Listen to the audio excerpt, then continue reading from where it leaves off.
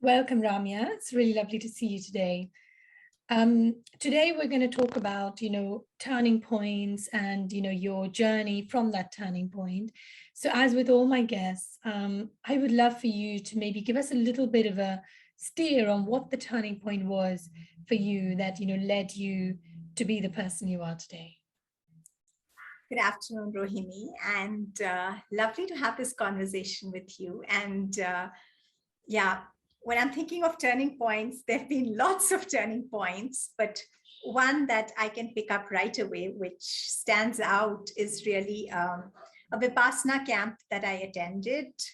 How many years back now? I don't know, more than 10 years back, 15 years back, actually. But it does stand out in my life as a very significant turning point. Primarily, I think the difference that it made to me was it showed me a different version of me. It challenged the ways I had defined of, thought of, and myself. And it also changed the ways in which I had thought of my life itself. So if I start thinking about where does my life start and where does it end, and what is the journey about, that definition also got transformed. And therefore, the way I started engaging with life also got transformed. Maybe we can take them one step at a time. Yeah. But yeah, that's, So that's 15 years ago, you went on a Vipassana camp. And for those people who don't know what Vipassana is, it's a silent retreat, isn't it? Where you go in and you are not allowed to engage with the outside world or even talk to anyone. It seems like a really big, scary thing to do, especially because for so many of us, the one person we're most uncomfortable spending a lot of time with is ourselves, because we become almost prisoners in our own minds, right? What was it that made it's a big step? And for someone like you, who I know is very chatty and very, very extrovert from the little I know of you, what made you think that that's what you needed to do? Great question. So there's a bit of a backstory to this, which is, so almost from the age of 4 or 5, I had this thing in my head that I'm going to become a monk someday. And I have like some weird stories, like my mom's caught me, and I'll just use the word caught me because for her it felt like she caught a little girl doing that, sitting in our puja room back at home and chanting Buddham Sharanam Gacchami. And God knows where I picked it up from, maybe a history textbook or whatever, because we weren't Buddhists. And I was chanting this, and I even remember the moment. And of course, I was doing this sitting in front of all the Hindu gods in our puja room. And my parents aren't very religious or anything, but my mom didn't like this. Like for her, this was a bit of a, what's going to happen to my daughter? And throughout, as I was growing up, I had a grandfather, my mom's father, who was sort of, labeled as a spiritual person in the family. And he had spent some time in the Himalayas, and, he had a different life. And of course, I mean, he did have children and all as well, but so basically he sort of became my spiritual mentor, and I used to have these long conversations with him. And my mom was always trying to protect me because she was afraid that her daughter is going to run away to the Himalayas and become a monk. So even though I hadn't thought of that as an idea, it was almost like an idea projected at me. And I sort of grew up believing that I was doing whatever I was doing till the day when I would finally become a monk. I just never challenged it. I just like, okay, someday I'm going to become a monk. So teenage, growing up, all of that. And I got married. And even then I was like, yeah, okay, so I had different definitions of marriage anyway, but it still was there at the back of my head. And I sort of didn't challenge it. And so this was a time when I was living in the UK. I was living in London. I was doing my PhD at London Business School. And I had this really nice senior. His name was Jay. And he was a meditator, and he had done Vipassana before. And he was also very interested in Buddhist, and we were friends. And I used to keep speaking to him about my future when I become a monk, and all of that. And I was dabbling in Buddhism and sort of, I liked studying it and all of that. And one day he got really irritated or whatever. He was like, Ramya, I'm tired of you saying this when I become a monk. Do you want to become a monk or not? And he said, let's do one thing. I know a monastery outside London. It was, I think, a couple of hours by train. And he said, we'll go there on Sunday. They open up to normal people. We can spend an entire day there. See, have you actually gone to a monastery? Why do you just keep talking about being a monk? What do you know about being a monk? And I was like, that sounds like a great idea, because I had been parroting this since childhood, but never actually thought about what it would be like to be a monk. So we went off on one Sunday and we went to the monastery. The gates were open and for visitors on Sundays. And he just went off to the library and he said, walk around, do what you want. You're on your own. And, we'll meet at lunchtime and then we'll do whatever you want. And then we'll go back. So he left me and I was walking around and I loved everything I saw. There was so much, it was so peaceful. And I had learned other forms of meditation earlier. So I found a tree and I found different places. I sat down, meditated. I said wow, this is like I've come home. This is the place for me. It's so beautiful. It was very nice, full of nature, all of that. And so by lunchtime, I was like, I'm so glad I did this prototype. I feel like I belong here. This is lovely. And I didn't speak to anyone. It was just nature and the location and the vibes and me meditating in solitude. And at lunchtime, we had this, the way they'd organized it was all the monks were sitting on one side and the visitors on the other side.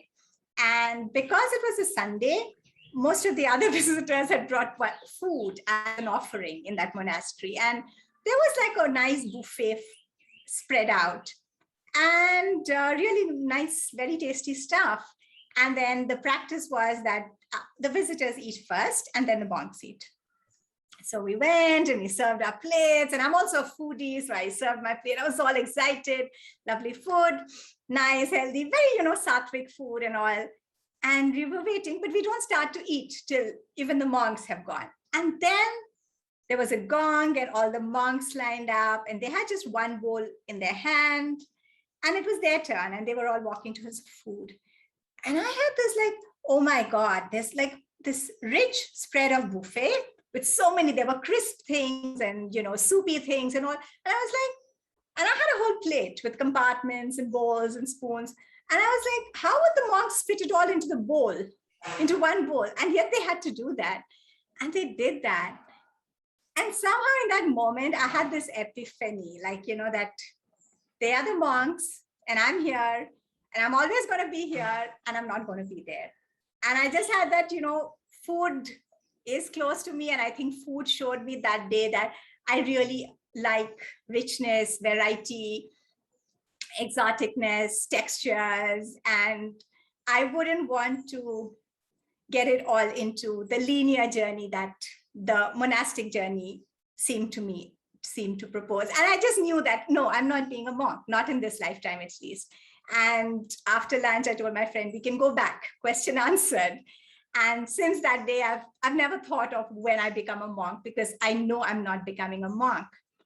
But after that, I did have that experience of meditation there, which was beautiful. And I said, I'm not becoming a monk, but I'm getting into meditation in a bigger, deeper way. And again, it was the same friend Jay who said, Vipassana, why don't you try it out? And so I tried Vipassana. That's such an interesting story. I could never have in a million years have guessed that you wanted to be a monk. And I suppose the question from that comes that, something inside you was even at that young age was telling you that you craved that, whatever that spiritual connection being a monk brings. What did the Vipassana do for you? Because it's one thing to meditate on your own terms and, to kind of fit it into whatever your busy life might be. It's another thing to go in and how long was it? 10 days? 10 days. Yeah. Tell me about the experience. How was that for you? Yeah. It was beautiful. And I really did feel like a fish in water. So it wasn't difficult for me. and I didn't miss talking. So one of the other things, so I'm a writer and a poet, and I love writing. And I write a lot. Again, I've been, writing poems always. And one of a faculty member, actually, one of my favorite professors had once told me that, Ramya, you should never go anywhere without a pen and a book. Promise me that. And literally, I would go everywhere with a pen and book. And another little backstory here to just tell you how important writing was to me. We were on this, sort of summer holiday with family, and there were these choo choo choo choo, and I had this big tiff with my father because he wanted to do one thing, and I've had tips, and I wanted to. So without getting into, I was in this very big, intense rage, and we were all sitting down to lunch, and I didn't want to eat, and I didn't want to, talk to anyone and all. And then I just walked out. There was little shops, bought a notebook, bought a pen, and sat down at the lunch table and wrote. And then I could eat and socialize. And so that was writing. So, poetry, prose, all of that. And this teacher who had told me this knew this about me. And, he was like, never be without a pen and paper. Now, for such a person, now Vipassana was scary, not because I can't speak to people, but what if I get a poem? I need to write it, so I went to the manager there are managers in every Vipassana camp, and she was this nice German lady, very strong, but very peaceful and firm. And I told her name was Helen. And I was like, Helen, I'm a writer. Writing for me is a solo activity. It's not extroversion, right? So, and in Vipassana, you're not allowed to keep pen and paper. So can you make an exception for me? And let me keep a little notebook and a pen, because when a poem comes, it's sacred flow and I have to write it. That's part of my life purpose. And I gave her all this hard sell on make an exception, and I need to keep one pencil and paper. She looked at me very sweetly. I just remember the way she said it. She said, Ramya, let the poem come. If it's important, it will stay. It will come again. If it's not, it will go. And I was like, yeah, that makes sense. Let the poem come. If it's important, it will stay. If it's really important, it can come again after 10 days. And if not, let it go. And I was like, impeccable logic. And I let it go. And that created so much space for me, Rohini, because in those 10 days, I got a lot of creative ideas. There were verses, there were poems, there were things. And I could just let them come and let them go and not feel compelled to make it concrete. And in that flow, I could let me come and me go, the essence of me, how I defined myself. And of course, so in Vipassana Camp, there's also 1 hour of lecture every day where we listen to a recording. So there's a lot of education. So my whole worldview of what life is expanded. So instead of thinking of my life as a journey between my physical body's birth and death, I started looking at it as an infinite flow with infinite lifetimes before and infinite, what looks to me like infinite lifetimes and possibilities in the future. And this one just being like, like you have in these Shakespeare plays, act 1, scene 1, act 4. So some act 14, scene 53, me in this body. So sort of, more of flow and less concrete. And that's what I started experiencing with the whole definition of Ramya, her thoughts, her creation, what she needs to do, everything. So, yeah. That is, I think the way you described, just allowing things to come and not feeling like, you have to hold on to them and somehow immortalize them. That is such a beautiful, and I think it's such a powerful reminder that actually the universe is so abundant, that these ideas are kind of constantly floating around. They will come back if it's the right time, the right person. So what happened for you? I mean, obviously the Vipassana experience you mentioned was easier for you than maybe for a lot of people. Did it change your perception of who you are, you mentioned you made space for yourself, to be you. Tell me what happened when you came away from that after those 10 days. So I was a different person.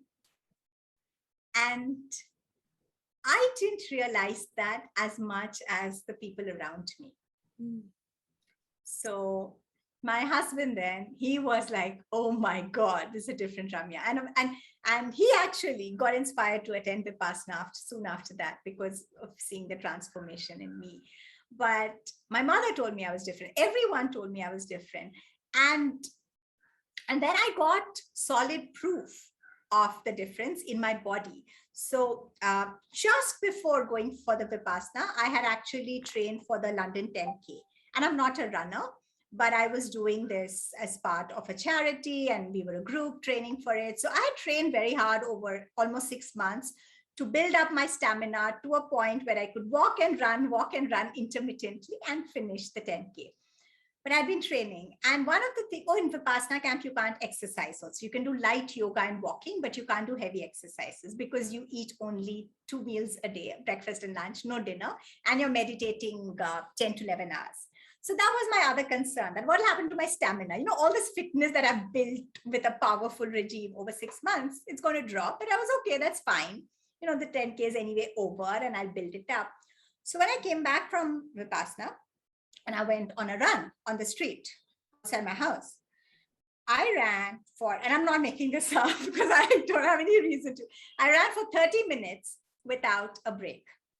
The maximum I had managed with all my training before the 10K was 5 minutes. So what my rhythm was 5 minutes of running, 1 minute of walking, 5 minutes of running. And I built that up over months. And now from 5 minutes running, I was at 30 minutes. I was like, what's happening? I'm not tired. What's happening? I'm not tired, right? And that's when I realized there's so much connection between the body, the mind, it's not just the physical muscles of the body. Obviously, there's a much bigger orchestra and game going in there. And it can be explained, now I can explain it and understand it a little more in terms of, catching the sensations and all, and the chemistry of my body changing. But, even without going into all the explanation, that's a change. That's a new Ramya with a new wiring in her body, mind, muscles, everything, in her giving up because she's tired, or the story she's creating over, I can only run this much. All of it was gone. And that was Gosh, this is a great advertisement for Vipassana, isn't it? Yes, it is. I want to know, did you go to the one in London, the one in the UK, or did you go back when you went to India? So I went to the one in UK and I only did it once. And here's the funny thing. So because the next year, the year after that, I got pregnant. So I had booked my Vipassana camp for the next year. And before I went, I realized I was pregnant. And my son is actually, my parents call him Vipassana baby because I was practicing very regularly. So, doing the 1 hour sit in the morning and evening. But once he was born, I couldn't do the 1 hour sits in the morning and evening. And that's just the kind of, everyone reacts to motherhood differently. I didn't have the time and space needed to sit. So I lost touch with the long sits, but I started doing shorter runs of meditation. And I actually never went back to attending Vipassana or even practicing it in its traditional form. Mm-hmm. I practiced it for an entire year in the traditional, a little more than a year in the traditional form, but I started picking up other practices of meditation, micro practices, things that I could do with a baby, and those have grown with me. So I don't miss Vipassana, but it's paved the way for almost everything else that I've learned and what I do now. And if someone went to a Vipassana, retreat, what are the things that they need? Because there's no good just going for 10 days and feeling amazing and you come back and you go back to life, exactly as it was before. What kind of things did you come back with that fundamentally changed your way of living and being? Yeah. One is definitely continue doing the practices. I personally know a lot of other people who've attended and come back and not done the meditation. So if you don't do it, you don't do it, right? You're going to go back. That's one. And so even when I stopped practicing Vipassana in its core form, I continued with other forms of meditation. So you have to do something to some form, right? To continue to reap those benefits. The second thing is, I guess, at least for me, and this is a personal thing, I know it happens with some people, it doesn't. I resonated very, very deeply with the theory that was taught. And that may or may not happen, and there's no way of forcing it, but it just made so much sense to me. What we learned as the concept of dharma, as the concept of metta. There's metta, which is really loving kindness meditation. And I've not even heard about anything like that. So the first time we learned about metta, and it was like, feel loving kindness from your heart. And I could feel nothing. I could just feel like stone. It was a new thing in my life. I was like, what is this? Feel love, think of someone you hate and radiate love towards them. Think of someone you love and radiate. Think of yourself and radiate love. It was so new to me, but it made so much sense. So I guess if it makes sense to you, in some ways, the motivation never leaves you, right? And then build a practice on top of that.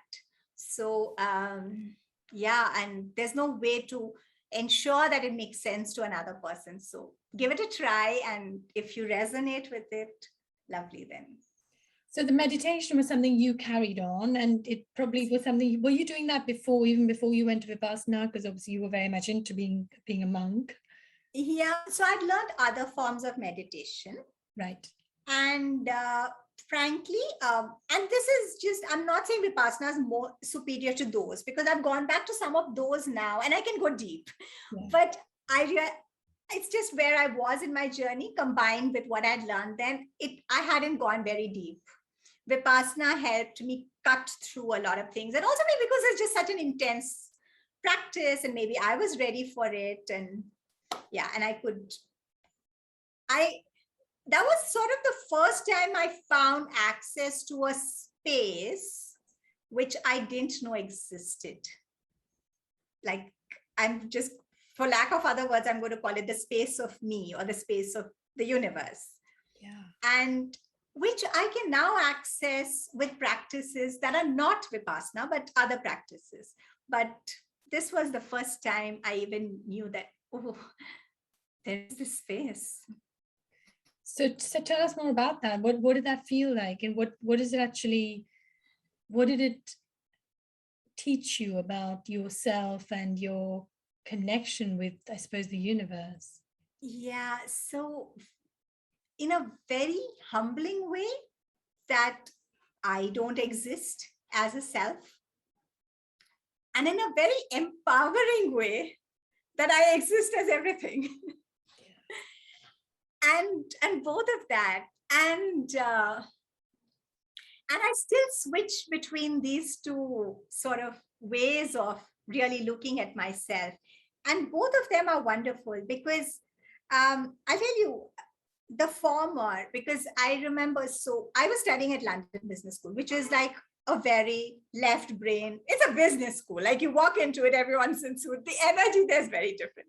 So post Vipassana, when I was walking into school, I felt like almost like this invisible, light, playful being, where I was like, I had a sense of self that was sort of beyond. It was like in a different plane or dimension from everything that was going on. So I felt like, okay, I'll give you an example. I was very, very, very vulnerable and susceptible to my professors' opinions of me, and the grades and the feedback and the mark, and whether they say good morning Ramya or good morning Ramya, it would make a big thing. It would be a big thing to me. But post Vipassana, I was like, yeah, they're doing their thing, and I'm just here being my thing, which is more spaced out, which is beyond that, the role of being a student and engaging with this other person. Yeah. And so that helped change a lot. I still use that. And the other thing that helped a lot was, remember, so one of the parts of Vipassana, for example, is the loving kindness meditation that you do at the end, which is called metta. And I really started practicing that, like, diligently. Like, so I'm a diligent student, right? So even though this was the least intuitive part of the practice for me, because it was not intuitive, I wanted to do it even more. So I used to pick the professor that I hated the most, or the person I disliked the most, and practice metta with them. And then I realized that actually, when I interacted with them, there was a shift, there was an ease. And that person hadn't done anything. I had done everything, right? That too, with my eyes closed, sitting on a mat in the realm of the invisible. And then when I meet this person, there is more ease in the actual interaction. So, sounds like Harry Potter, but it works. So I really started doing more of it. And I was like, why am I not going to do it? So, those are the practical effects of the invisible, eyes closed work that you can do. And I've never let that go away, because it's like a magic wand. So it's such a simple example of, what Gandhiji used to say about be the change you want to see in the world, and kind of taking upon yourself, that the onus of making that change rather than hoping someone else is going to change. So in terms of, you mentioned when you came back that other people around you noticed that you had changed. To what extent did you experience difficulty in fitting back into the place that you left as a different Ramya, and you came back and suddenly you had changed, but maybe the people around you hadn't? How did you adjust to that? Did it affect any of your significant relationships? And I'm interested in whether you ended up making any significant changes in the way you interacted with people, or the people you interacted with. I did. And interestingly, I've never connected the two till now. So thank you for asking me that. But yeah, there were lots of shifts. The people I started hanging out with, I mean, one was, of course, my relationship with my spouse, but I don't want to go too much into that in details for sake of his privacy. And yes, there was a shift there, but, and of course, that was major. But I think even beyond that, just in terms of the kind of people I started hanging out with in school, right? And the things that I would do earlier for validation and approval, which I stopped doing, therefore, which meant I was doing different things on my weekends and saying yes and no to invitations in a different way. I think I got myself the freedom to be more of me, which did mean some people left my life, some new people came in, and there were changes. There was a change in my schedule, all of it. And of course, because, just a year after that, it also, I landed up getting pregnant, and that's another big, that changes a lot of things also. So I never really made too much sense of, how much of it was Vipassana and how much of it was the pregnancy. But that's when a lot of changes started. Yeah. And it's interesting because I'm connecting what happened there with the earlier comment about, the thoughts and the ideas, just if they're meant to stay, they'll stay, or just let them flow, let them come and go. Yeah. I think it's the same with people, and it's the same with opportunities in life. We are so tempted often to hold on to things because we think, oh my God, if we let this person go, what'll happen to us, but from what you're saying, you came in with this kind of belief that we're all connected, it's okay, I'm just going to be me. That's so beautiful. I so want to go and do it myself now. And especially as you've told me, it's not far from London, so thank you so much for that. So let's kind of move on from that. So that was obviously a huge turning point, and a few things changed in your life, as you alluded to. Tell us what happened next. How did it change I suppose your perception of what you were meant to be doing, whether in terms of career or in your personal life? So, how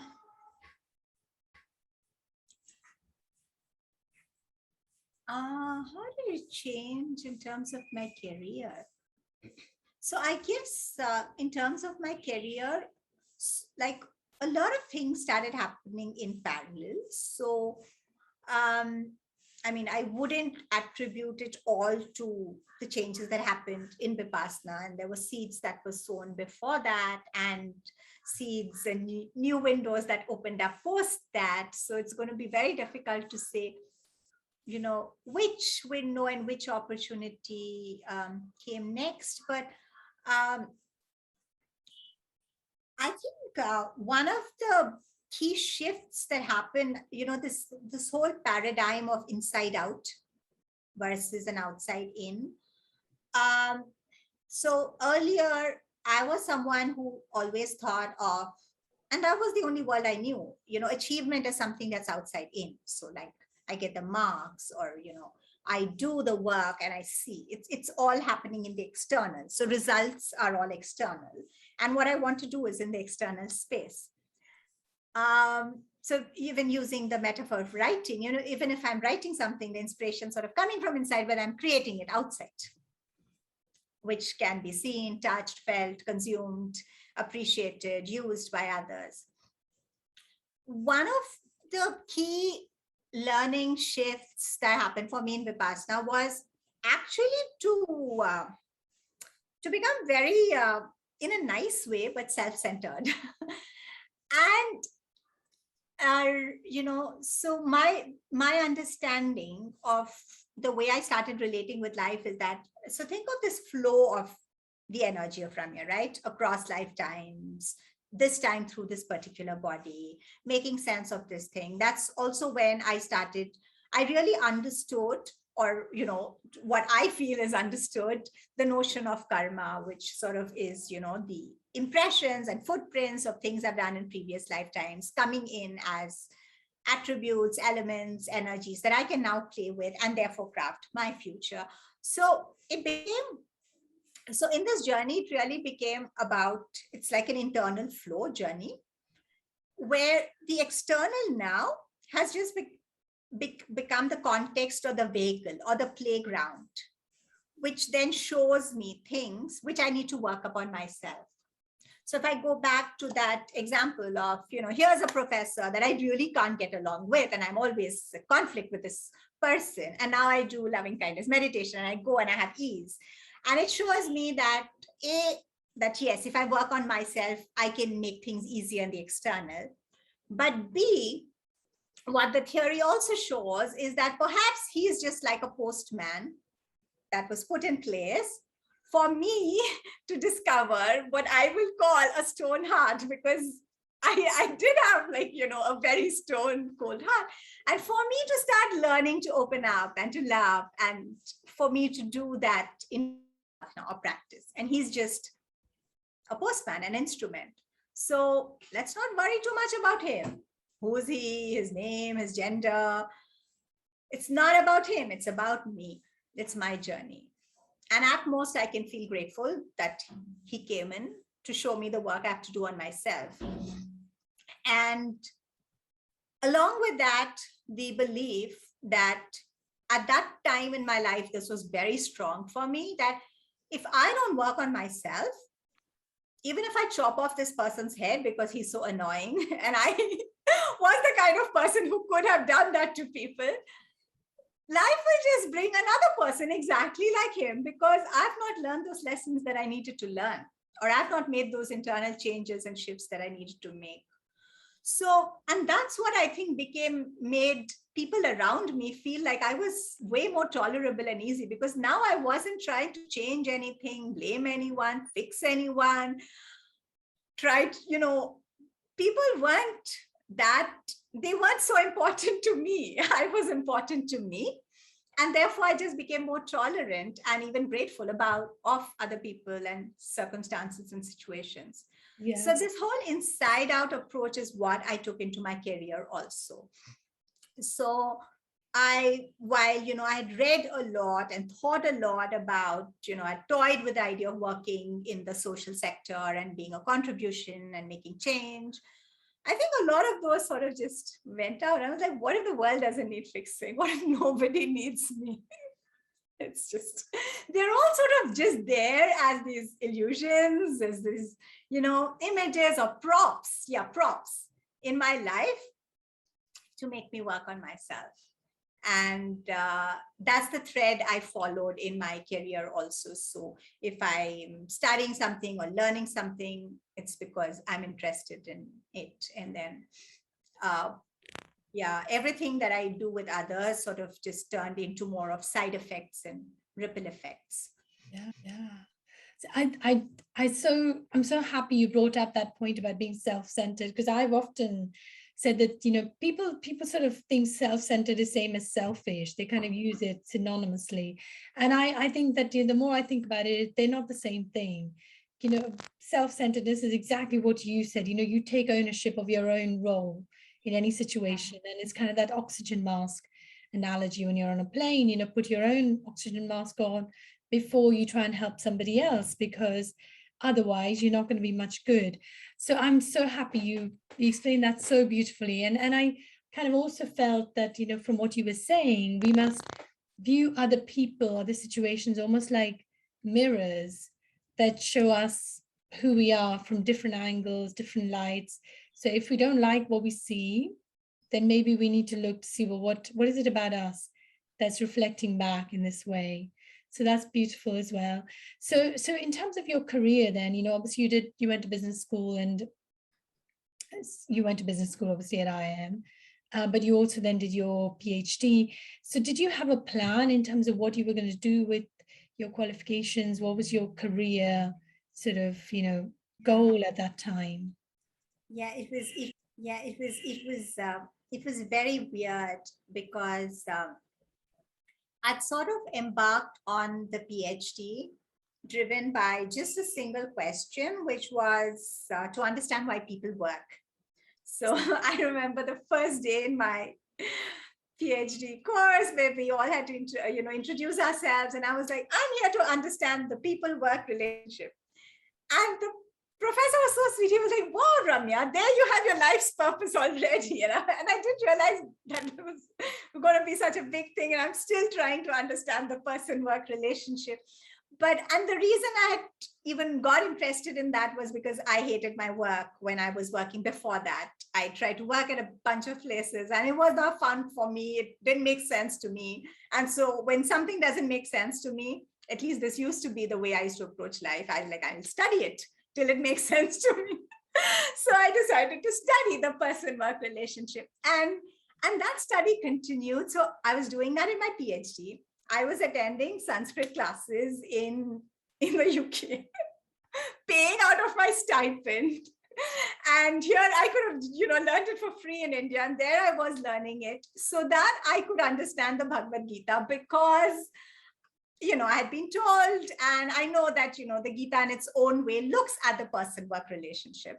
And I was also looking at the person-work relationship in Buddhist texts.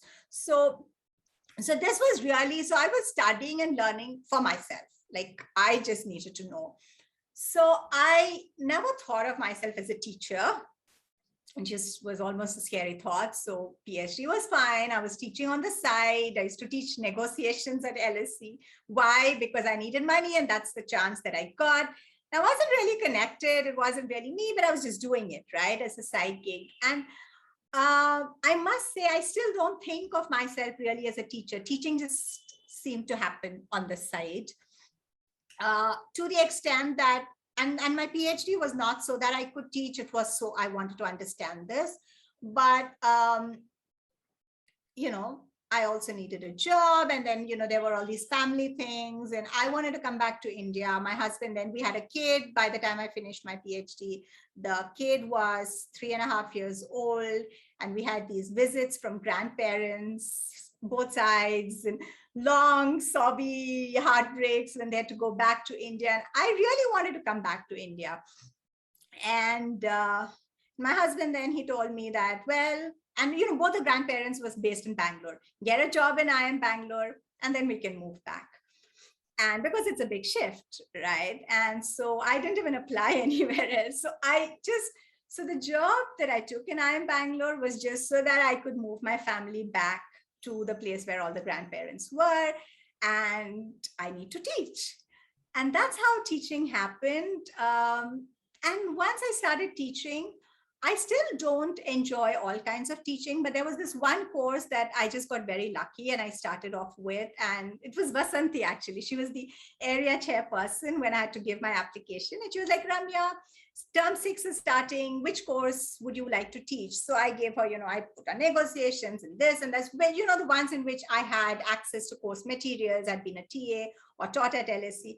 And right at the bottom, I just put this course in called Personal Values, Goals, and Career Options, because it's something I've been thinking of. Someday I will create a course around this in terms of what I would have liked to know when I had been an MBA student. Yeah. I didn't want her to pick it up, and she ignored everything. And she said, that sounds interesting.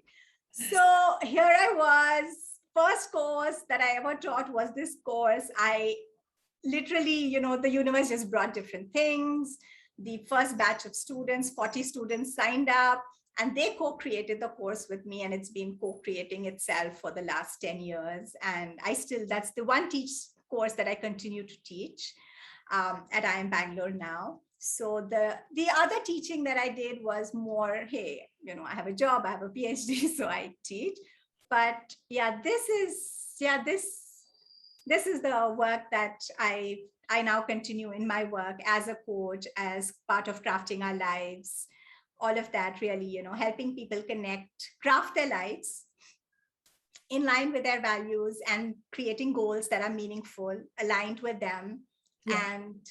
And everything that I learned along the way in the scope, in the field of management, in the field of positive psychology, just fell into my lap again from a student. There was a student in my class who was like, you're talking about all these things. And I did this course in positive psychology, and maybe, so much resonates with what you've been talking about. And then I opened and I went, oh my God, there's this whole universe here.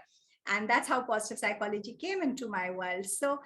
And I realized that all of these things that could be used for, again, making ourselves happier and more effective in work. So happiness has always been like a key motivator. So one of the executive programs that I was teaching at IIM Bangalore was called Leading with Joy.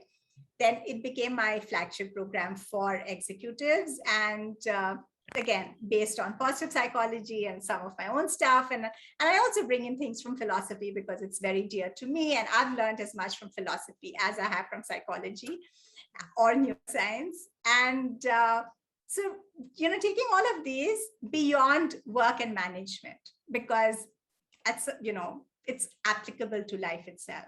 So that's what I do now. So it's very widespread in the sense it's about crafting our lives. It includes everything that you would want to include, but it's also a very inside out approach to the whole journey. And why? Because that's what it's been for me. And that's where I find most bang for the buck, but also most joy and inspiration. I love that. And I think that's such a great example of how, people often, people I work with in my coaching is often, they think that they have to be prepared to find, the right kind of opportunities. And I often say to them, well, you may do, but actually, wouldn't it be more exciting to create your own opportunities? Yeah. And that's where you've just shown how, you decided, well, I need to go to Bangalore. I'm going to go to IIM Bangalore and ask them for a job. And then once you get there, you kind of tell them what was in your heart that you really wanted to do. And people resonate with that kind of thing. And I've seen it happen so many times, and it's so powerful.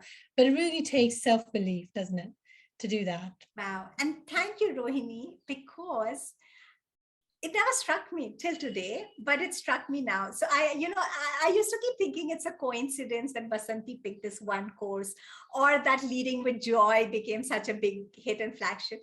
And now I'm realizing, no, it's not coincidence. It's what you talked about, the resonance that happens when you connect your heart. It makes sense, but honestly, I hadn't acknowledged it that way till now.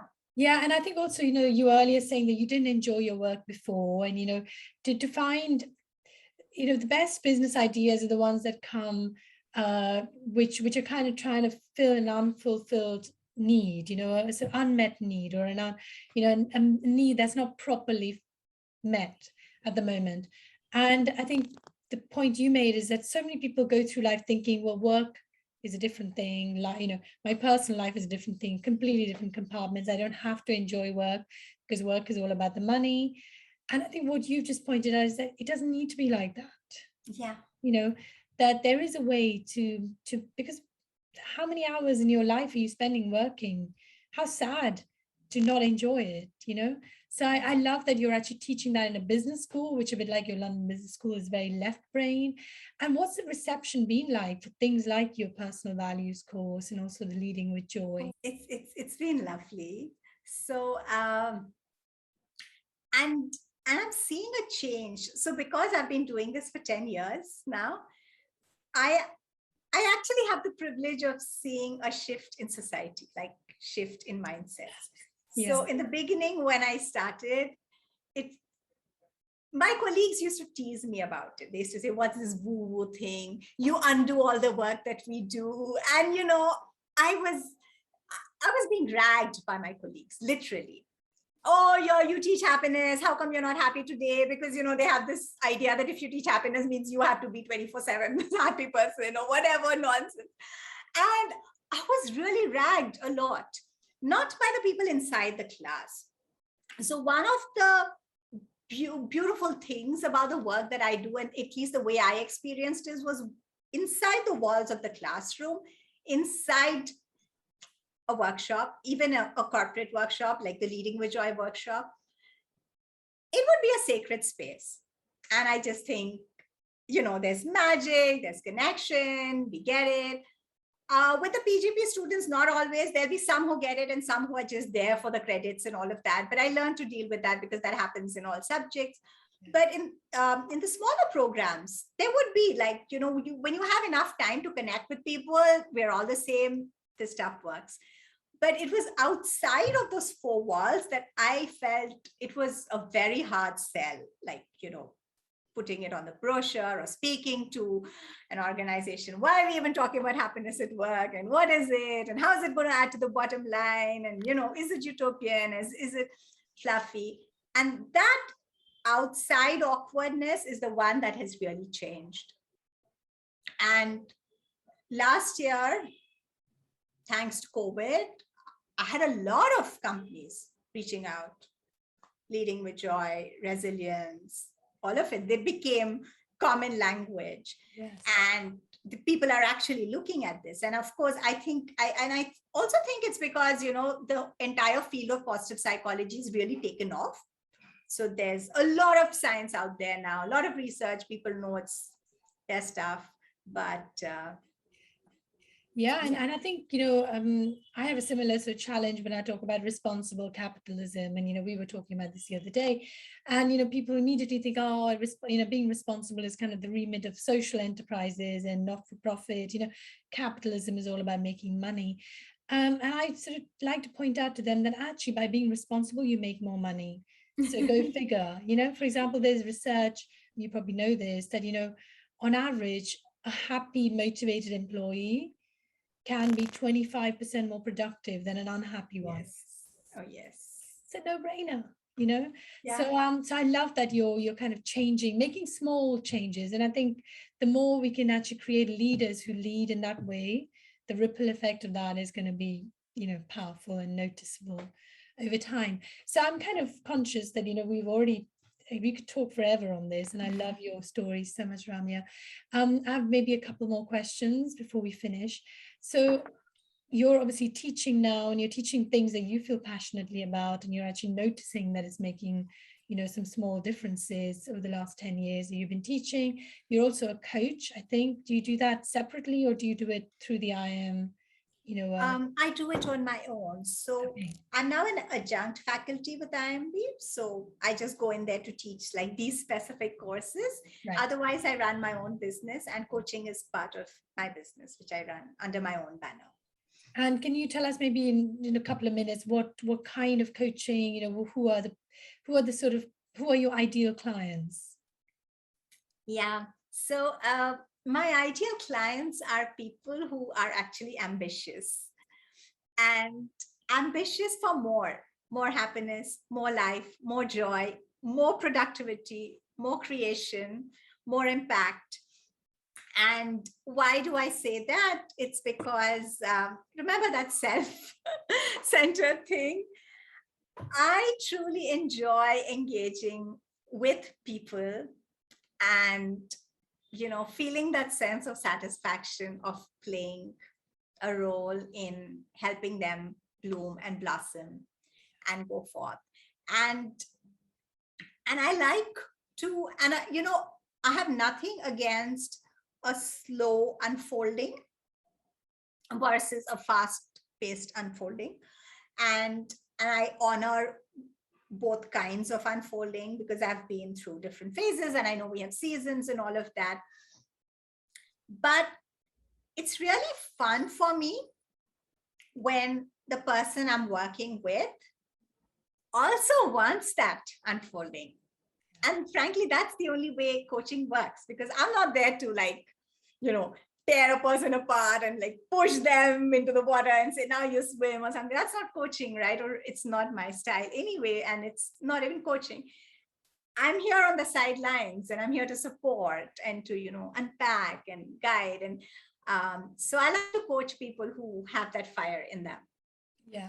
And apart from that, I do life coaching, I do leadership coaching. I'm not segregating on the basis of the playground that the person wants to play in. That's beautiful. Yeah. And so my final question for you, Ramya, as a 4-year-old, you thought you wanted to be a monk, and then, it took maybe a few decades for you to realize that actually that's not what you wanted. Now, where you are in your life today, what would your definition be of a fulfilled life? Beautiful. So I think, when I sense making, when I go back, I realized that the monk was only like a definition, right? A phrase that I learned and I associating it with the Buddhist thing and stuff like that. But what I was doing in that, as the 4-year-old in that puja room, just, chanting, and the place that it took me to was this space and peace of being me, of existing. And I still want that. I still have that as the metric of a fulfilled life. And being, occupying, embodying that peaceful space inside and outside of me, that's me. And I say outside now because I realize I used to think of the soul or spirit or whatever, the being, as something that's inside. But now I realize that the being is infinite. So my body is in the being, right? So it's inside and outside both. But that's the space of my being. So embodying that and resting in that and operating from that's fulfillment. That's beautiful. In fact, I think what's interesting is that we often look at someone who's a monk or someone who's very, lives a very simple life and almost, shuns external stimuli, that is the way to find peace and serenity, because that's what the Buddha, the image of the Buddha tells you, that you need to be sitting in the tree, under a tree. And I think what you've just said is that it reminds us that actually there are many ways in which we can find that kind of tranquility and serenity, that we don't have to become, monk-like to do that. So this has been such a fascinating conversation, and I'm definitely very keen to now go and Google Vipassana and see, when I can, it seems like a huge commitment though. I'm still kind of, I love the idea, but it also scares me that for 10 days, I'm not going to be able to connect with my family, see if everything's okay. But I think we all probably need that sometimes, to just believe that, that. So one of the things that can help, so before I went to Vipassana, I was not scared, but my husband then was really scared. And he kept telling me you can run away anytime, okay? Run away, run away, run away. So if that helps you remember, like no one's going to hold a gunpoint to you. You can leave. True. That's very true. And that's good advice. Thank you so much, Ramya. I've really enjoyed this conversation and so many beautiful insights from your journey. And I'm really grateful that you shared it with us. Thank you. It's been a pleasure and joy talking with you.